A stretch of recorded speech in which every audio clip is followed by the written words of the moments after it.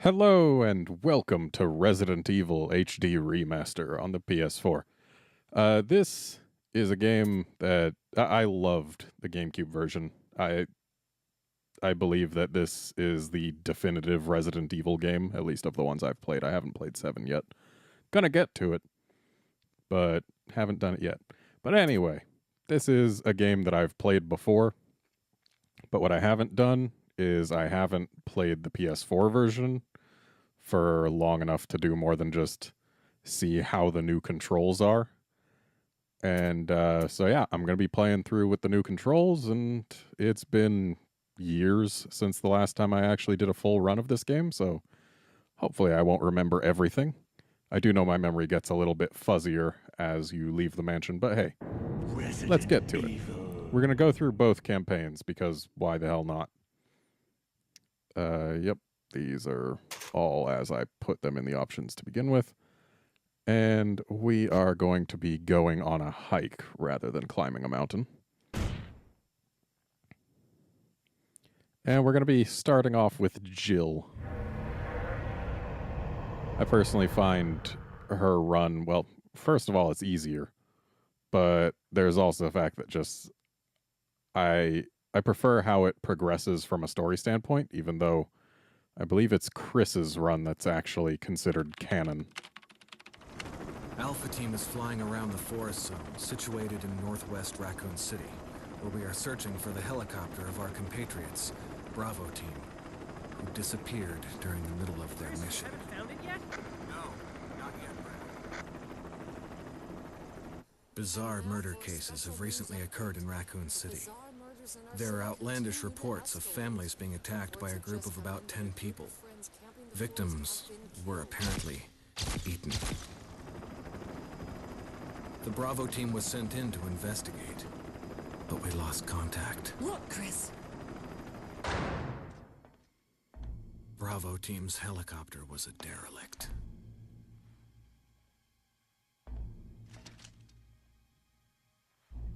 Save for the remaining body of Kevin.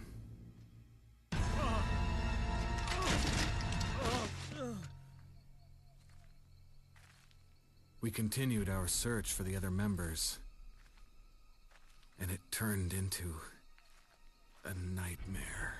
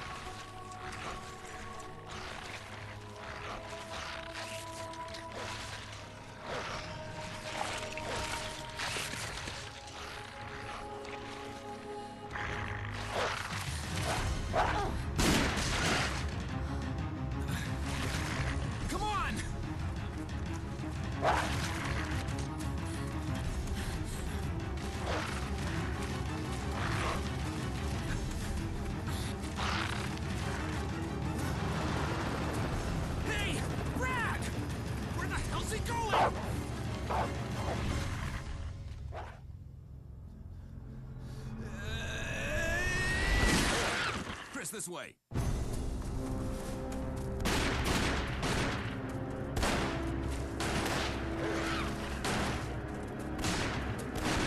Damn it! Make for that mansion!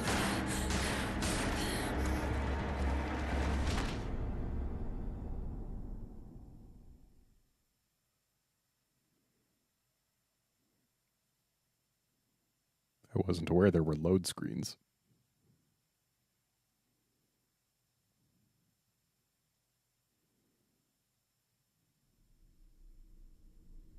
There are only 3 STARS members left now.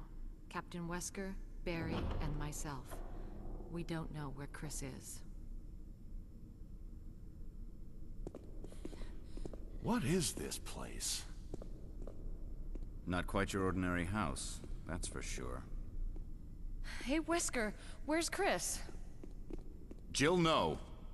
You don't want to go back out there. But we've got to find... What was that? Chris? No. Jill, go and investigate. I'm going with her. Chris and I go back a long way. All right. You two go. I'll secure this area.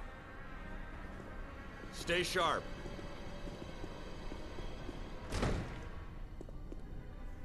And we're about to get control for the first time.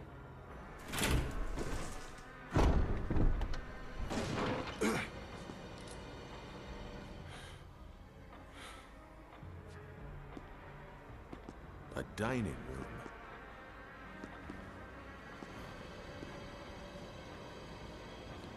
Okay, we're going to leave that ink ribbon right there. It's not much use to us. So, the new controls are nice. You can move around very easily within a screen. The problem comes... I think you'd better take a look at this. What is it? Blood. Jill, see if you can find any other clues. I'll be examining this. Let's just hope it's not Chris's.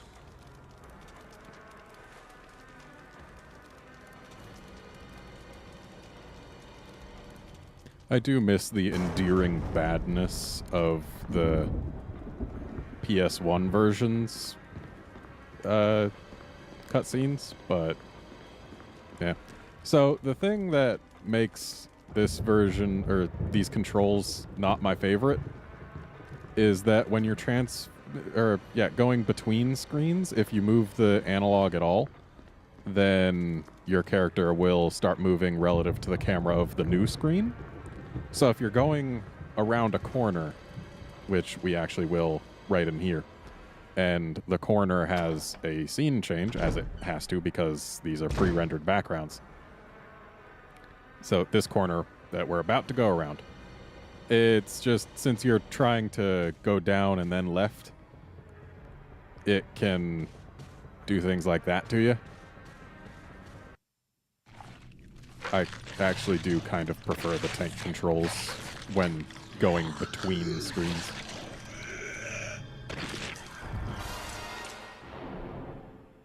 I remember when this game first came out, it was... on the GameCube version, that is. It was one of the best-looking games ever made at that point, in my opinion. Like, they just... Barry! What is it? Look out! It's a monster! Let me take care of it. That's why I came in here, buddy.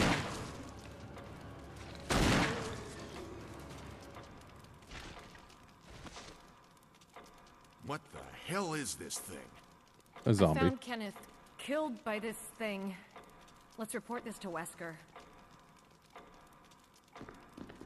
But, oh, I guess we can't first go in and get the free bullets.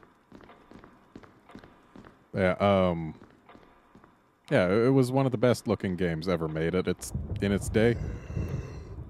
Primarily because, as I said, the backgrounds are all pre-rendered, so they really only had to actively render items and the character models. So they were able to put a lot of processing power into those.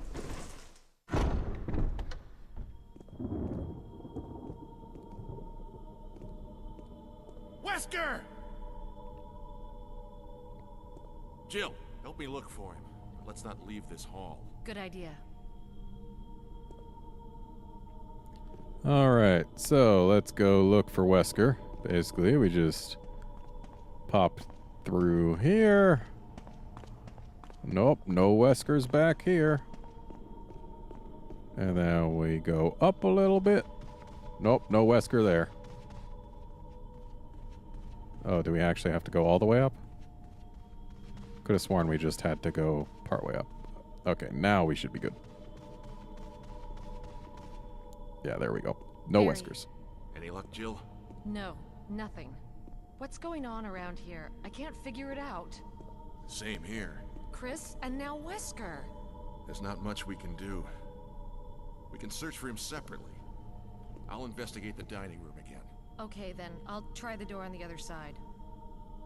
This mansion is gigantic. We could easily get lost. Let's start from the first floor. Okay. Oh!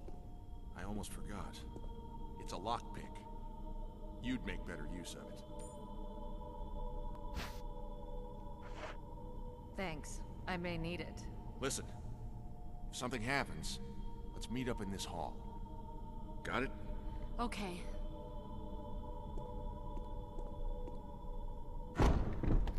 So while they have updated some of the things for this HD remaster, and that's why it's a remaster and not just a port, the models and textures on the characters are largely the same as they were. So they're showing their age a little bit, and the cutscenes are definitely showing their age. Like the cinematic cutscenes, actually, not the ones where the characters are just standing around talking to each other. So we're going to need that crest, but I don't think we need it for a while, so let's go ahead and ignore it. We're going to go back to where that zombie had been. And thankfully, it's not here anymore, even though... Alright, got a video. Even though we heard the noise of the zombie leaving. Oh, that's right. It's the original version where he's also got bullets on his corpse. In this version, there's a door here. Original version of Resident Evil, that is, not the remake, which is what this is a remastering of. There's where we get our bullets. And I am going to go ahead and take these herbs. I probably won't need both of them. But worst case scenario, one of them just gets put in the box later. Yep, that was a case of not tank controls confusing me. That's probably going to happen quite a bit over the course of this game. Because, again, while these controls are phenomenal for navigating within a screen, the transitions... Nope, get off me, buddy. That guy is almost always where I take my first bite, but we need this arrow. Yes, I know how to examine items. That is the wrong thing. Triangle, there we go. That's also wrong. I need to remember what buttons do what. So, yep, gotta take the head off that arrow, and there we go. That'll be good for later. Not much later. Pretty soon. We'll be making use of that.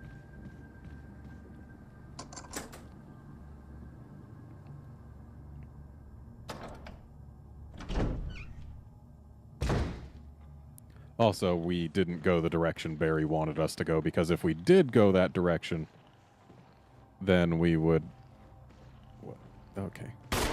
That's right. That's the controls I've got. They kind of emulate the GameCube controls because those are what I'm used to. Go down, buddy. He's... Okay, yeah, he is dead. So... What's my reload? That's my... Or no, he's not dead. That's fine. It's actually probably better for him to still be alive. Because for those who aren't familiar with this version of the game, zombies that are killed and that are not thereafter burnt become Crimson Heads after a while. Crimson Heads are special in that they hit harder and they run. They won't try and grab you, at least as far as I'm aware, but the fact that they're fast and hit hard is problematic, to say the least. Anyway, now that we've got our arrowhead, we can go get the sword key, which will let us actually make progress in the area that Barry told us to actually go to. And just for the record, this is being recorded well in advance of when it's going live. This should be going live in October, but I am recording this in July, so do forgive me if I don't take any advice that's given. I don't think we actually needed to come over to this side for any reason. This whole graveyard didn't exist in the PS1 version of Resident Evil. There's a lot of things they changed. Yep, I know. I want to put my arrowhead right. Buttons. Oh, still. I'm gonna get this eventually. One of these days I'll remember what buttons do what. Unfortunately, none of the default control schemes really are quite what I wanted. And unfortunately, there's no way to map buttons on your own. Like, what I would really like is for, like, L2 to be aim, or no, R2 to be aim and L2 fire, or reverse, either way. And then have, like, R1 be map and triangle be status. And there are some control schemes that get close to that, but none of them are quite what I want, so I go with the one that's closest to what I'm familiar with. Anyway, now that we've got this book, we've actually also got a key that we're going to need.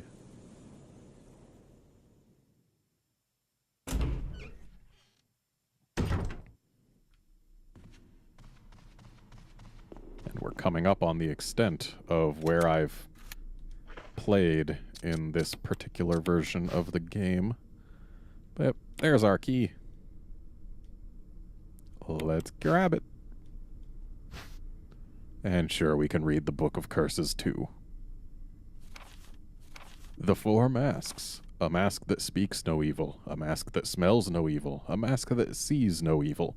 A mask that cannot speak, smell, or see evil. When all four fall into place, evil will awaken.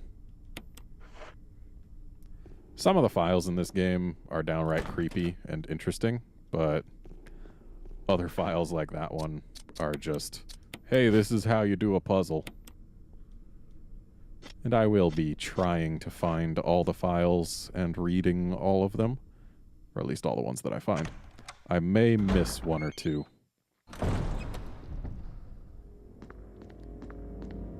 Or more. Like, honestly, I can't say precisely how many I will or won't find.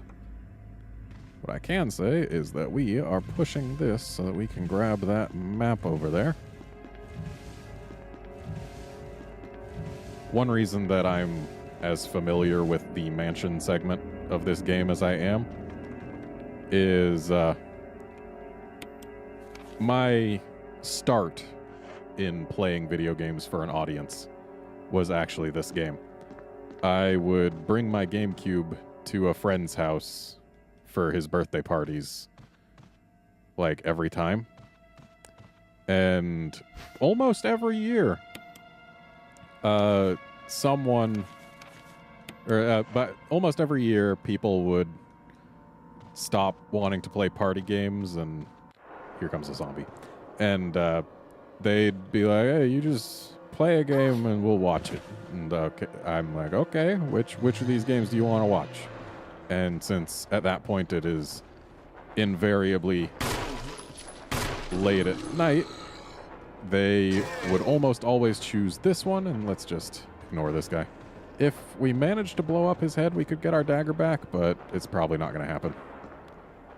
But yeah, they'd almost always choose this one, so basically, like, once a year I would play through the beginning mansion segment of this game at a friend's birthday party because it was requested. Yeah, that glass cracking almost always startles me more than the actual thing that breaks through later, but we'll see whether or not I get spooked by it. Okay, yeah, we are next to this. Oh, but we pushed it the wrong way. It does need to go towards the camera here. And then we'll find some bullets. I do like bullets. And in fact,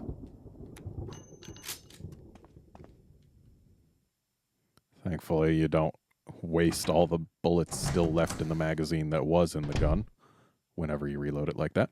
And this door, every time I came through it when playing on the GameCube, I was always thinking, oh, it must be a cutscene, because this just super close up. It's like, oh, there's going to be something happening, but then Jill never moves until you press buttons. Anyway, that door leading outside, I don't believe is where we want to go yet. It might be, but I think we maybe need something else, or maybe it'll just put something in our inventory that we don't want just yet. We are going to remove the plug here, even though there's going to be a little someone hiding. Because thankfully, we don't actually have to deal with him.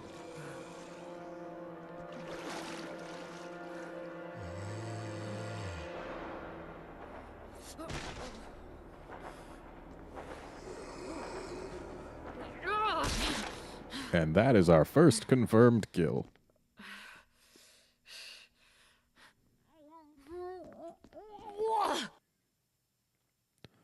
This is one of like 2 bathrooms in this entire mansion, by the way. Like, ever since I was a kid, well, not a kid, but ever since I played this game,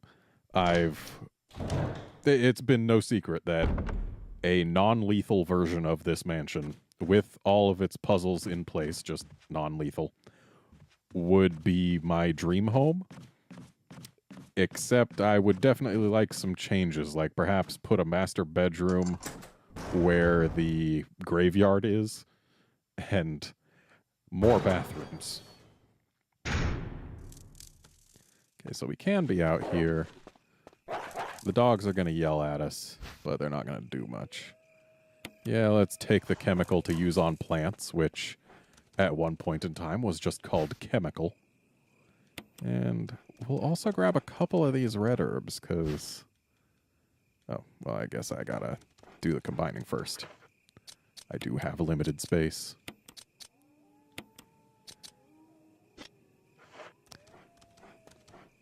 Because a red herb and a green herb is a full heal.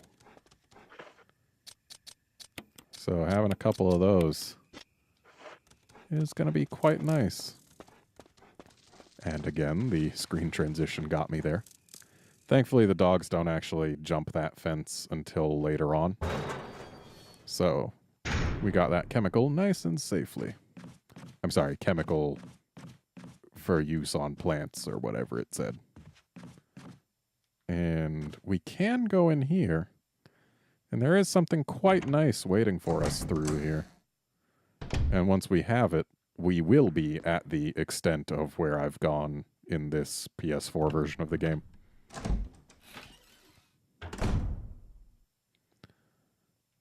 So let's go ahead and grab it. There's also an ink ribbon, but we're going to leave it where it is. It'll never be grabbed because ink ribbons are plentiful and we're not going to use that many of them.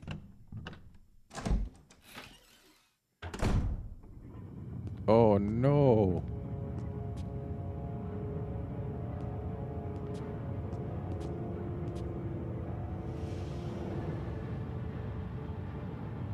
Okay, so check door 1, check door 2, and then Barry comes. What did I do now? Wesker! Barry! Help! Jill! You in there? Barry? Get me out of here! The door's jammed! Stand back! And we are about to be treated to the most famous line in this game. Grab my hand!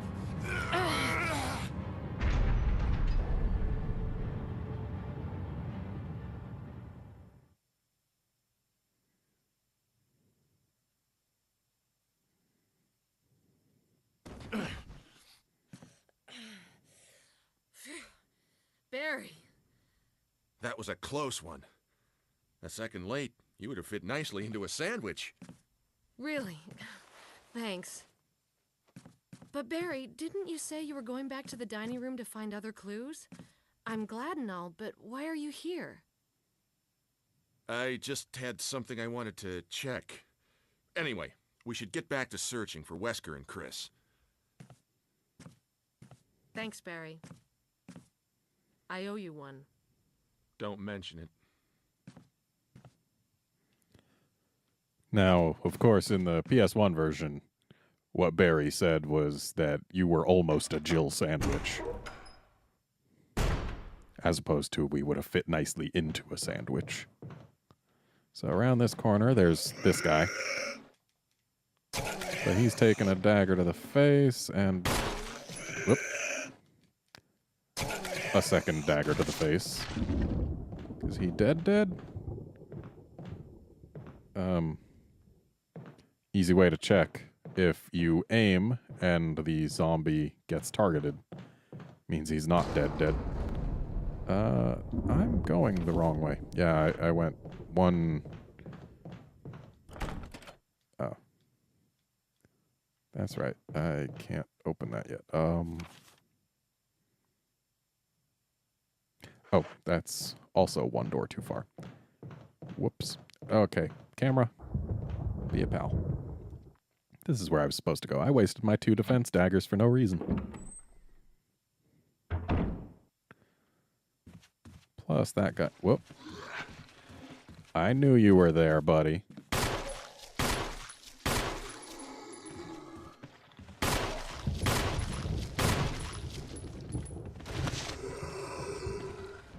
He is not truly dead. Ooh, yay, we got his head. That means we don't have to burn him, because turns out, if you don't have a head, you can't turn into a crimson head. Critical hits like that are nice, especially when they come earlier. Unfortunately, this one was fairly late. But anyway, it's time for us to put some things away. We're not going to need all of those herbs. And we're not going to need that knife. It's a pretty good knife. But I'm not going to use it. What I am going to use is more handgun ammo. And we're going to grab that ink ribbon. And then we're also going to grab this fuel canteen. It's going to be very useful later on. Handgun magazine, also useful. Where do I get my lighter? We have new information regarding those beings. They may appear to be dead, but in fact they are able to come back to life. However, there are ways to prevent them from becoming active again. Currently, there are 2 known methods to cease their resurrection: incineration and destruction of the head. If further methods are discovered, you will be notified immediately. Meanwhile, to those of you who still have the will to live, oil has been placed on the 1st floor of the mansion. Take as much as you need. You'll need something to light it with, which you'll need to find by yourself. Yeah, we'll get our lighter pretty soon. But it's also time for this episode to end, so let's go ahead and use this typewriter to save. This is going to be our primary save room in this mansion. It's one of the most useful ones. I think there's 3? Maybe just 2. Either way, it's my favorite. It's in a nice location. But yes, that's going to be it for this episode. Join us next time when we go deeper into the mansion. See you then, friends.